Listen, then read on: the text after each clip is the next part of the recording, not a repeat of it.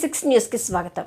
భద్రాద్రి కొత్తగూడెం జిల్లాను గంజాయి రహిత జిల్లాగా మార్చేందుకు పోలీసు శాఖతో పాటు జిల్లా ప్రజలకు కూడా సమాచారం అందిస్తూ బాధ్యతగా వ్యవహరించాలని ఎస్పీ రోహిత్ రాజు ఐపీఎస్ ఒక ప్రకటనలో తెలిపారు. జిల్లాలో ఎవరైనా నిషేధిత గంజాయిని రవాణా చేస్తున్నట్లు గాని, విక్రయిస్తున్నట్లు గాని, సేవిస్తున్నట్లు గాని సమాచారం తెలిస్తే వెంటనే పోలీసు వారికి తెలియజేసి నిషేధిత గంజాయిని జిల్లాలో సమూలంగా నిర్మూలించేందుకు సహకరించి ప్రతి ఒక్కరూ భాగస్వాములు కావాలని తెలిపారు.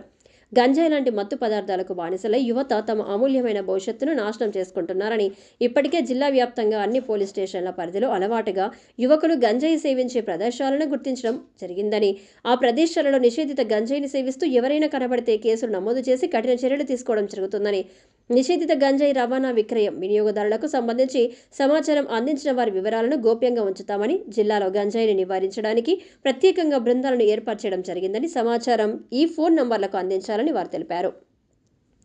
ఫోన్ నంబర్స్ 8712682133 మరియు 8712682135.